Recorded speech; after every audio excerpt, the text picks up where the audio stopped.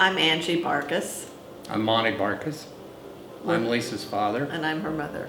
We put in the paperwork and went through court and all that to get her guardianship when she was 17, So just not- before she turned 18.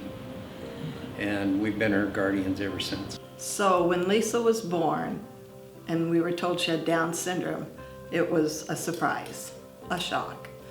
But we decided she's one of our kids. She's going to be treated just like the other three.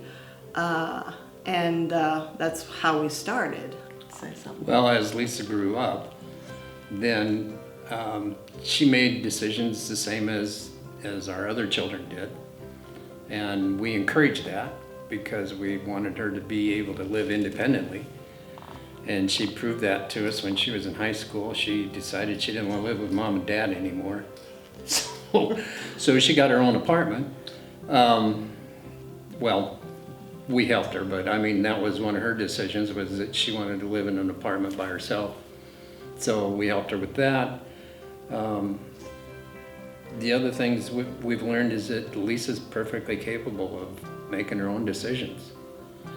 And, you know, if you give her enough information and just support her in her decisions, then her life is full. I mean, it's, you know, she's not restricted in any way, so.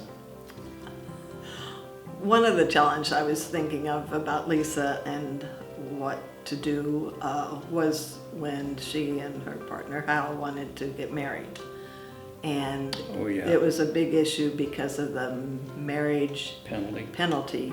with people with disabilities. And so we allowed them, not allowed them, we said they could, or if they wanted to, they would live together for a year and see if they can actually live together. And then from there, they decided they would like a commitment ceremony so they could stay together without being punished by the marriage thing. So that was a challenge, I think, which ended up to be a beautiful, beautiful situation. As an adult, the celiac was probably a challenge because she wanted to eat the food she shouldn't be eating, and she was versed in choices of what would be better or not. And it took a while, but I think now she's pretty much on target with her eating habits with the celiac disease. Now, I used to ask her, is that gluten-free you're eating? Yes, it is, Mom, you know. But now I don't ask her anymore because it's her choice. That's the bottom line. So the safeguards that we put in place for Lisa, one is we have a letter of intent that specifies Lisa's likes and dislikes and who her relationships are with and where she's working, things like that. A lot of information about Lisa.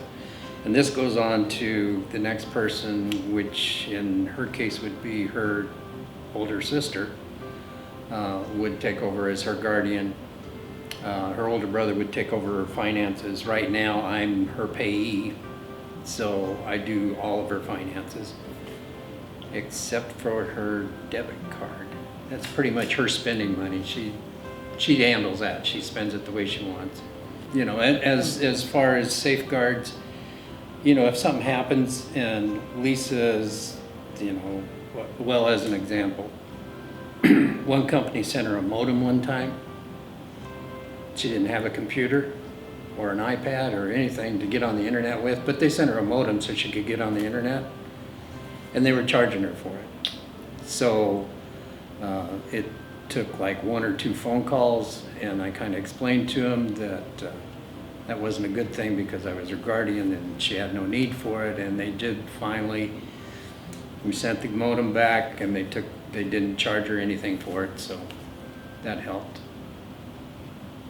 So those are kind of the things that, you know, when Lisa gets in a jam, you know, the guardianship helps because we can speak for her, and the companies have to listen to us. You know, another one is the police troopers, whatever fund has called, and Lisa's got a big heart. If you need something, she'll give it to you, even if she doesn't have it. But they had her put down for a bunch of money, and we had to put a stop to that too. So those are the things that, you know, having a guardianship helps.